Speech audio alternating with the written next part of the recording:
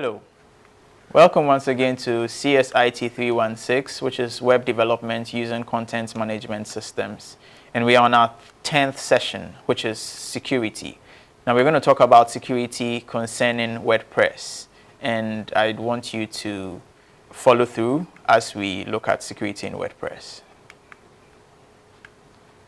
Now the downside of being the most popular CMS on the web is that WordPress attracts a lot of attention from would-be hackers. Now, in this session, we are going to discuss how to secure your website, which was built with WordPress, against intrusion and spam. So after completing this session, these are the things you should be able to do. You should be able to describe how to secure or harden your WordPress site. You should be able to identify the various security vulnerabilities in your WordPress website. You should be able to understand how databases can be secured, and then you also need to describe how to secure your WordPress login. Some few tips and tricks will be discussed throughout the session. Now, almost 25% of all websites running on the web are running on WordPress, which means that a successful exploit has a huge financial gain for hackers. Now, these hackers aim to take away your visitors, your search engine optimization ranking, and then server resources, regardless of the size of your website. So it means that you should be very, very keen in making sure that your website is secure and hardened. Now, there's one thing that you have to know about security, that it isn't absolute. It's a continuous process, and therefore it should be managed as such. Now, security is comprised of three main domains. We have the people, we have the processes, and we have technology. Now, each of these work in synchronous harmony with each other. Without the people and processes, the technology itself would be useless. Now, security controls. Now, these are the actions that you can take as a website administrator to harden and improve your security posture.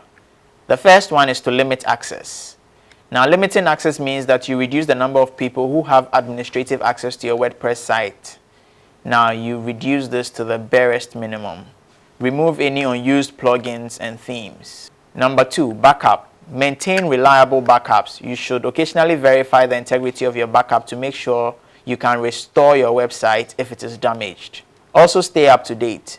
You need to be able to stay up to date with your WordPress installation, including plugins and themes. This is because over time, hackers are able to find vulnerabilities in older editions of the software, and when patches have been built for the newer versions, if you do not have those patches, you'll be vulnerable to these hacks.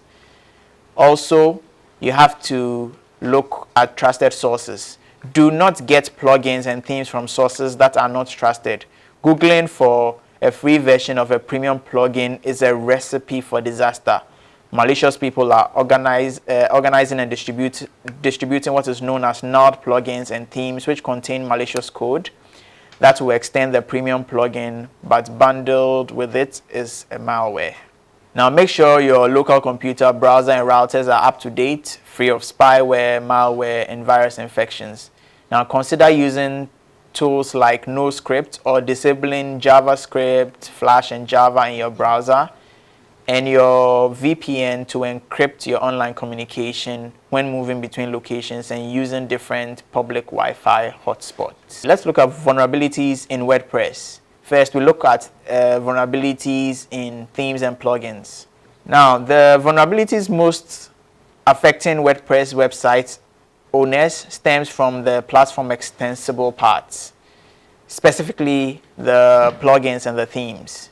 These are the number one attack vector being exploited by cyber criminals.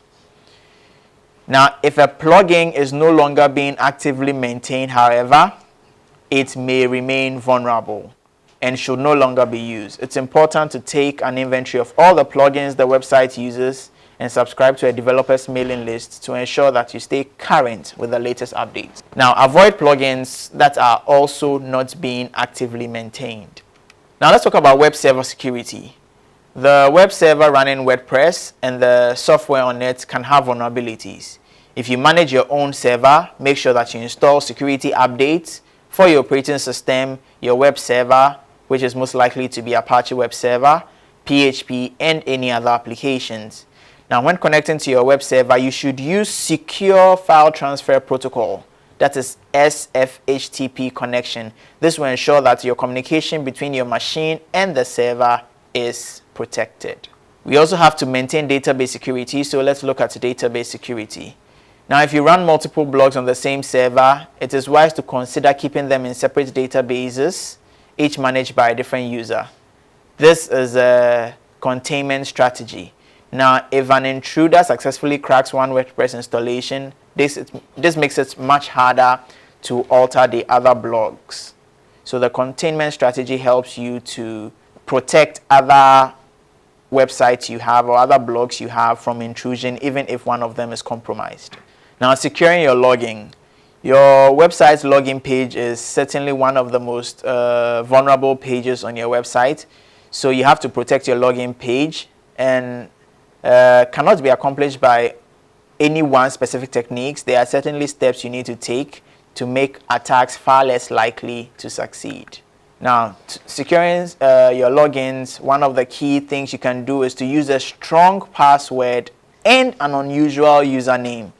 Don't always keep your usernames as admins and your passwords as 1, 2, 3, 4, 5, which most people usually do. Always make sure you have a strong password and an unusual username, because the combination of an unusual username and a strong password will make it almost impossible for an attacker to break. Now, hide the login page and the WP admin page. That's also one of the techniques. And then you also limit the number of login attempts. Now, this is one of the incredibly simple techniques to stop brute force attack on your web page. Now, what brute force attack means is that the attackers use all possible combinations of usernames and passwords on your website. Now, they try this over a long period of time using very, very efficient machines. And then once they are able to break into your system, which is the WordPress website, they are able to have access to everything. So just make sure that you put a limiting number of login attempts on your WordPress installation to protect you from all these kinds of attacks. Now, you can also do a number of things like installing security plugins. So you can install a number of security plugins that are available. And there are 4 types of security plugins, and it's important to differentiate between them. The first one is the prevention plugin. The second one is the detection plugin. The third one is the auditing plugin. And then the last one is the utilities plugin.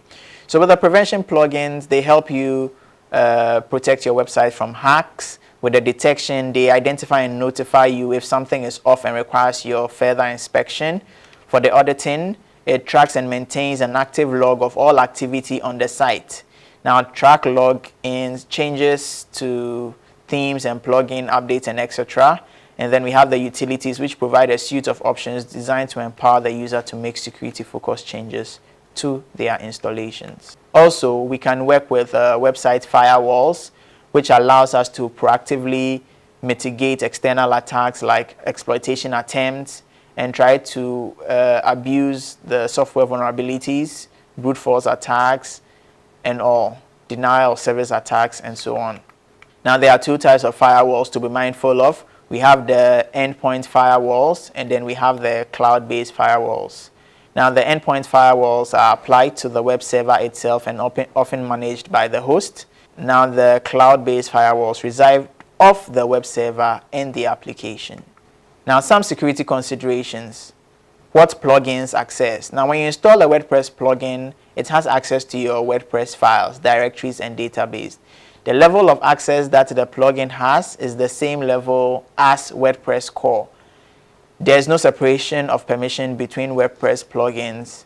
This is also no way to limit the amount of access a plugin has. There's also, no way of limiting the amount of access a plugin has. So it's important for you to understand what a plugin does and what it will be accessing. Now you should read the plugin documentation. Very, very important. Read the documentation on the plugin to find out exactly what it's going to do, and if you're comfortable with it, you go ahead and you install it. Also make sure that it is coming from a trusted source. Now, a reference for this particular session has been the WordPress website, the codex subdomain handling WordPress. Thank you for staying with us. I'll see you in the next session.